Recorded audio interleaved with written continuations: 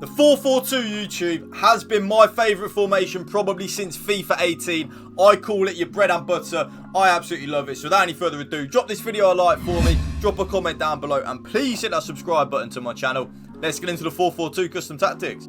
For your cheapest and most reliable place to buy your FC24 coins, check out mmoexp.com. Link is down in the description below. Use the code WOLF at a checkout for 5% off your order.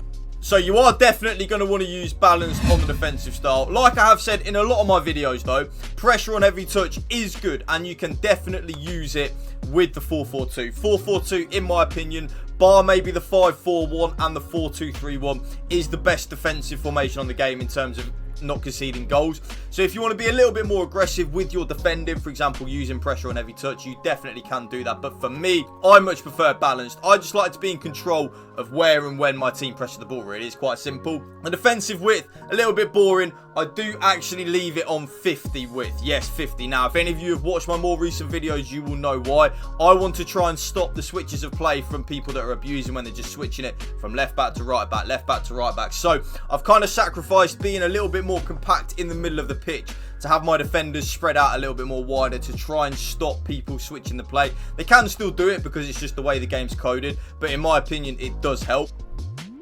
Beautiful. 50 width coming in clutch there. Not too wide, but not too narrow. The defensive depth, remember, I feel like I'm just repeating myself in a lot of the videos in a minute, but there are two options. Option one, the option that I use, is 71 depth. I absolutely love it. If any of you don't know what 71 depth does, it automatically presses and automatically offside traps up the pitch when you lose the ball. Very, very, very OP, and it's kind of something that was really effective a few FIFAs ago. I want to say FIFA 22.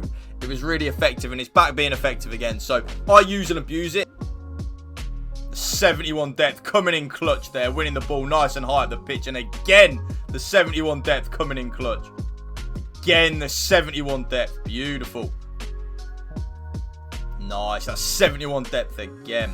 If you don't like 71 depth though, or you are on old gen, I would recommend 55 depth in the 4-4-2. The reason I wouldn't go to 60 is we don't have two CDMs like we do in certain formations in like a 4-2-3-1, a 4-2-2, blah, blah, blah. We've actually got two central midfielders. So because of that, I would recommend lowering that defensive depth just a little bit to try and compensate for that. But for me, I'm using 71 depth. The offense, yes, you guessed it. Balanced and direct passing. I'm not going to go into any detail about that, YouTube. It is just what I use and I love it. Let me know in the comment section down below, actually. Do you use anything else other than balanced and direct passing? I'm actually intrigued. I think it's the most OP thing to use, so that's why I use it. The offensive width actually is quite boring. I don't touch it. I leave it on 50. Now, a lot of you may think, well, that's a little bit boring. And you'd be right. That is boring. But I really like where my left and right mid are in the 4-4-2 anyway. I don't really want to make them any wider or any more narrow. I find them in a really good balanced position anyway. To get to the byline for the cutbacks. Also for the finesse or the travellas on the edge of the box and stuff like that. So I just like them on 50. Players in the box, yep, 7.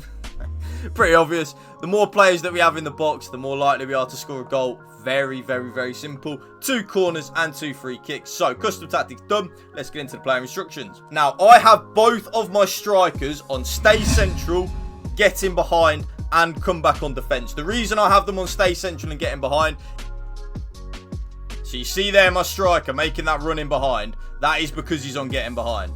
I want my 2 strikers to stay, pretty obvious, in the central areas of the pitch. I don't need, because we've got a left midfielder and a right midfielder in a 4-4-2, I don't really need the 2 strikers to venture out wide at all. I kind of don't really feel like it's needed at all. The get in behind, I want them to make runs in behind, because even if I don't play the ball, it will attract my opponent's attention to try and mark the runs in behind, and then because of that, we will have more space to operate in the middle of the pitch in that number 10 area, or to play it out wide as kind of like a dummy run. The comeback on defence, I want to close this gap off here between my 2 strikers and my 2 central midfielders. I don't want that gap to be big. Kind of think of it like with the 4-2-2. I want to close that gap off in the middle of the pitch. I don't want a big gap there. I find that we concede way, way, way too many goals when that big gap is there. So because of that, we shut that gap off beautifully.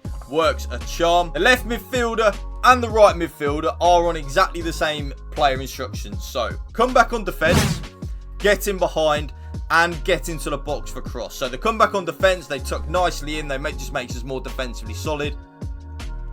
So you see there, my right midfielder, because he's on comeback on defence, he will help out. But then He will get forward as well because he's on getting to the box for cross. Nothing else I can really add to that. They just make us more defensively solid.